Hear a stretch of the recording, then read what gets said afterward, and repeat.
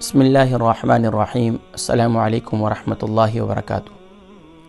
دوستان محترم، دور حاضر کے اندر بہت سے فتنے نمودار ہو رہے ہیں۔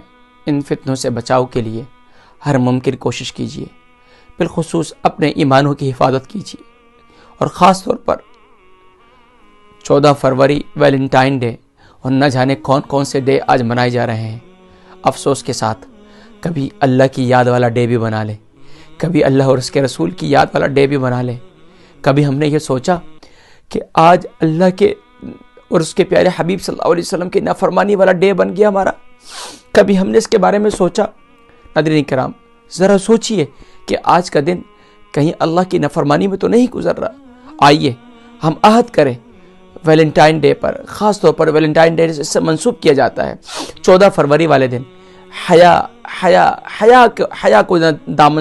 کو دامن نہ چھوڑیے، کیونکہ حضور نبی کریم صلی اللہ علیہ وسلم ارشاد فرمایا کہ جب حیا رخصت ہو جاتی ہے تو ایمان اس کے ساتھ رخصت ہو جاتا ہے، کیونکہ فرمایا حیا اور ایمان ساتھ ساتھ ہیں۔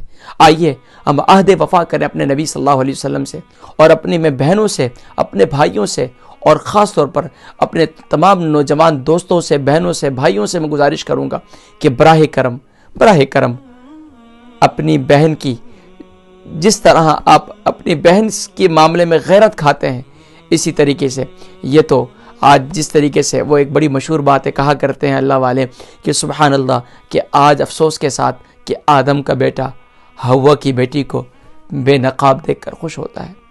ناظرین کرام، میں بہنوں سے گزارش کروں گا کہ براہ کرم اپنے سر سے دوپٹے کو نہ اترنے دیجیے، اپنے چہرے سے نقاب کو نہ اترنے دیجیے۔ بھائیوں سے کہوں گا اپنی نظروں کو جھکا کر رکھیے۔ واللہ حدیث مبارکہ ہے، اللہ کے نبی صلی اللہ علیہ وسلم نے ارشاد فرمایا کہ میرا وہ امتی جو گناہ پر قادر ہو اور گناہ سے رک جائے تو فرمایا کہ اس کو ہاتھ اٹھانے کی ضرورت نہیں ہے، اور پھر وہ مستجاب الدعوات بن جاتا ہے۔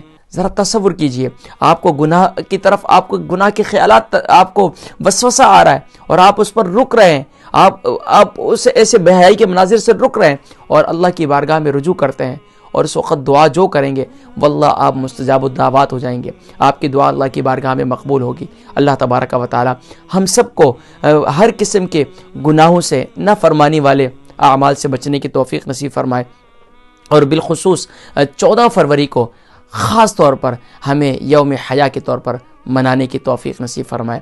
السلام علیکم ورحمۃ اللہ وبرکاتہ۔